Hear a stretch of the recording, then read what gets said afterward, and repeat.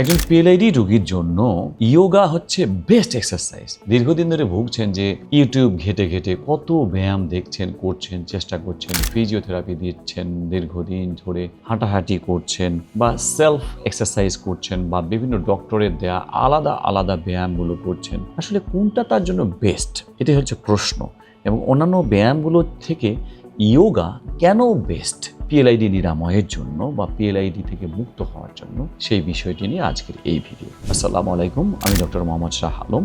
আমি একজন অর্থোপেডিক্স বিশেষজ্ঞ, ইয়োগা ইনস্ট্রাক্টর এবং life member Bangladesh orthopaedics society. আসুন জেনে নেই কেন ইয়োগা খুবই ভালো একটি ব্যায়াম পিএলআইডি রোগীর জন্য। আমরা পয়েন্ট আকারে বলছি।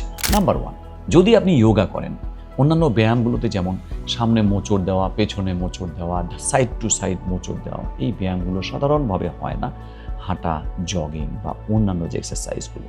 কিন্তু ইয়োগা করলে আপনার মেরুদণ্ডের যে ফ্লেক্সিবিলিটি বাড়ে, কারণ হচ্ছে ইয়োগা হচ্ছে এই মোচড়গুলো আছে, মেরুদণ্ডের মোচড়, মেরুদণ্ড ইজি হয়ে যায়, জয়েন্টের ফ্লেক্সিবিলিটি বাড়ে, জয়েন্টগুলো ফ্রি হয়ে যায়। মেরুদণ্ডের পিছনের কিন্তু অনেক জয়েন্ট, ফ্যাসেট জয়েন্ট বা ইন্টারভার্টিব্রাল জয়েন্ট, অনেক জয়েন্ট, এই যে পিঠের ঠিক যেখানে পিএলআইডি হয়েছে অনেকগুলো জয়েন্ট আছে না, এই জয়েন্টগুলো যদি ফ্রি হয়ে যায়, চিন্তা করতে পারেন যে মেকানিক্যাল যে ব্যাক পেইন, এটা তো ভালো হয়ে যাচ্ছে ইনশাল্লাহ। এটা গেল 1 নম্বর, জয়েন্ট ফ্রি। 2 নম্বর, ইয়োগা করলে পিঠের যে পাশ দিয়ে যে পেশিগুলো আছে, প্যারাস্পাইনাল মাসল, এই মাসলগুলোতে প্রচুর রক্ত সরবরাহ বাড়ে। কারণ কি? কারণ ইয়োগাতে স্ট্রেচিং হচ্ছে, রিল্যাক্স হচ্ছে, একবার টান পড়ছে আবার রিল্যাক্স হচ্ছে। এই যে স্ট্রেচিং রিল্যাক্স হলে কি হয়? ব্লাড সার্কুলেশন হিউজ হয়ে যায়, প্রচুর রক্ত সরবরাহ বেড়ে যায়। প্রচুর রক্ত সরবরাহ বেড়ে গেলে আপনি চিন্তা করতে পারেন যে আপনার কত সুন্দর একটা কাজ হয়।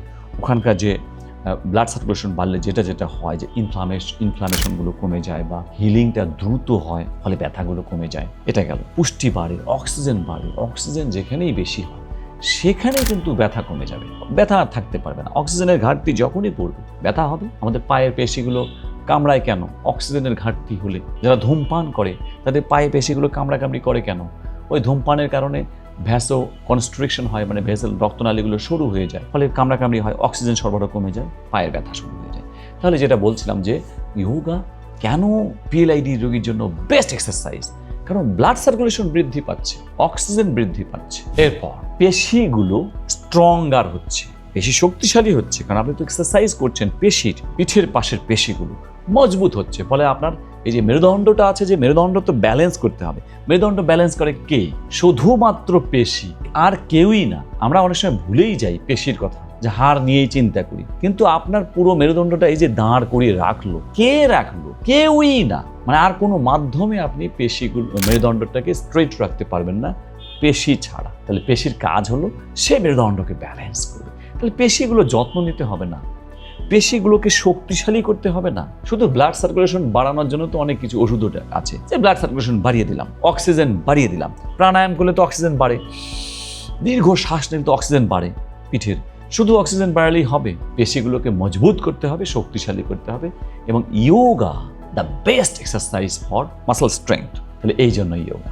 আরো কত উপকার বলবো ইয়োগার, মজার কথা। ইয়োগা করলে আপনার মেন্টাল স্ট্রেস কমে যায়, স্ট্রেস হরমোন কমে যায়, কর্টিসল লেভেল কমে যায়। চিন্তা করছেন, হরমোনাল চেঞ্জ হয়ে যায়, কারণ আপনি তো রিল্যাক্সেশন টেকনিকে এক্সারসাইজগুলো করছেন। তখন কি হবে? কর্টিসল হরমোন কমে গেলে কি হয় জানেন? আরো মজা। ওই যে মাসলগুলো যে টেন্স হয়েছিল, মাসলগুলো রিল্যাক্স হয়ে গেল। অর্থাৎ টেনশনের হরমোন বা স্ট্রেস হরমোন কমে গেলে মাসল রিল্যাক্স হয়, ব্যথা অটোমেটিক্যালি দূরে চলে যায়। এবং আমরা মাসল রিল্যাক্স করার জন্য ওষুধ দিই না, মায়োল্যাক্স, মায়োনিল, এই জাতীয় মেলা ওষুধ পাওয়া যায়।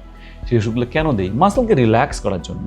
তা আপনি স্ট্রেস কমিয়ে দেন, মাসল রিল্যাক্স অটোমেটিক হবে, ঘুম ভালো হবে। আমরা কিন্তু ঘুমের ওষুধও দেই পিএলআইডি রোগীদের। কেন দেই?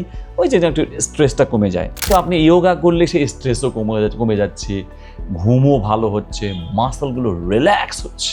আর কত উপকার শুনবেন। মানে ইয়োগা যে বেস্ট একটা এক্সারসাইজ, এটা তো প্রাচীন এক্সারসাইজ, ভারত উপমহাদেশের 5000 খ্রিস্টপূর্বাব্দের এক্সারসাইজ। এত আগে থেকে মানুষ ইয়োগা করে নিজেকে ফিট রেখেছে, দীর্ঘায়ু লাভ করেছে আল্লাহর অশেষ রহমতে। আল্লাহ যদি দীর্ঘায়ু না করে, আমরা কি দীর্ঘায়ু হতে পারবো? কিন্তু আল্লাহ তো মাধ্যম চান, মাধ্যম দিয়ে কাজ করেন। মাধ্যম দিয়ে কাজ করবেন না, যে আমরা যেমন সূর্য আমাদেরকে কি দেয়? প্রচুর তাপ দিচ্ছে, আলো দিচ্ছে, পুরো পৃথিবীকে বাঁচিয়ে রেখেছে। সূর্য বাঁচিয়ে রেখেছে না, সৃষ্টিকর্তা হুকুম দিয়েছে সূর্যকে তুমি এই সার্ভ করো, ফলে সৃষ্টিকর্তার ওই সূর্যের মাধ্যমে এই পুরো প্রক্রিয়ার পুরো কাজ করছে পৃথিবী, সজীব আছে। কি ঘটনা? যোগা হচ্ছে একটা মাধ্যম, নিরাময় করছেন আমাদের সৃষ্টিকর্তা। তো যোগার মাধ্যমে প্রাচীন যুগ থেকে মানুষ রোগ মুক্ত থেকেছে, তারপরে রোগ প্রতিরোধ করেছে, দীর্ঘায়ু লাভ করেছে। এটা মাধ্যম, মূল কাজ করে কিন্তু সৃষ্টিকর্তা।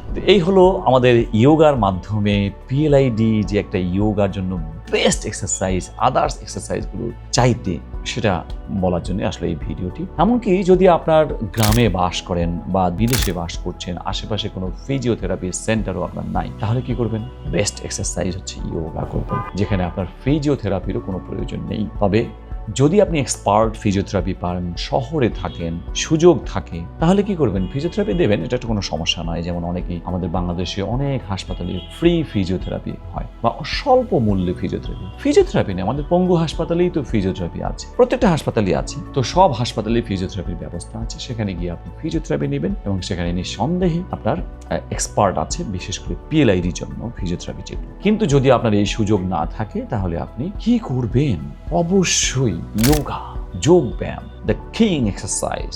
আমরা উপকারগুলো বললাম, আশা করছি সকলেরই এই বিষয়ে সচেতন হওয়া সময় এসেছে এবং পিএলআইডি মুক্ত একটি জীবন যদি আপনি পেতে চান, যোগা করে আপনি এটা হতে পারেন ইনশাআল্লাহ। পিএলআইডি সম্বন্ধে আপনি আরও যদি জানতে চান, তাহলে আমাদের পিএলআইডি হোম ট্রিটমেন্ট একটি প্রোগ্রাম আছে, যে প্রোগ্রামটিতে আপনি বাসায় বসে, বিদেশে বসে কিভাবে পিএলআইডি মুক্ত একটি জীবন পেতে পারেন, কোন গাইডলাইনগুলো ফলো করতে পারেন, কোন ব্যায়ামগুলো করতে পারেন, প্রত্যেকটি আমরা ধাপে ধাপে ধাপে দেখিয়ে দিয়েছি। কারণ আমরা জানি যে বাংলাদেশের 80% মানুষ গ্রামে বাস করে, তারা তো শহরে আসতে পারে না, বা পিএলআইডি চিকিৎসা যেহেতু একটু ব্যয়বহুল চিকিৎসা, তারা তো আসলে ডাক্তারকে দেখাতে সমর্থন হয় না অনেক সময়। কিচ্ছু দরকার নাই তো, কারণ আপনি যেহেতু বাসায় বসেও নিজের ট্রিটমেন্ট নিজেই করার মতো সক্ষমতা আছে আপনার, এবং এটা সম্ভব, এবং এটা সায়েন্টিফিক্যালি প্রুভড যে অপারেশন ছাড়া 90% রোগী ভালো হতে পারে।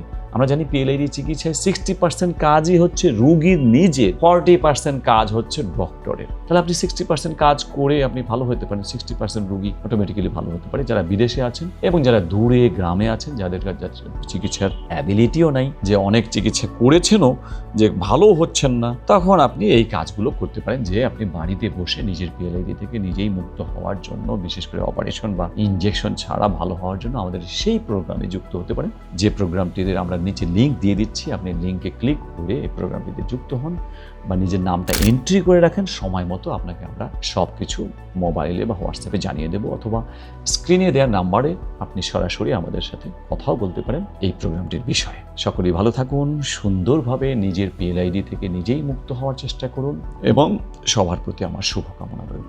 আসসালামু আলাইকুম।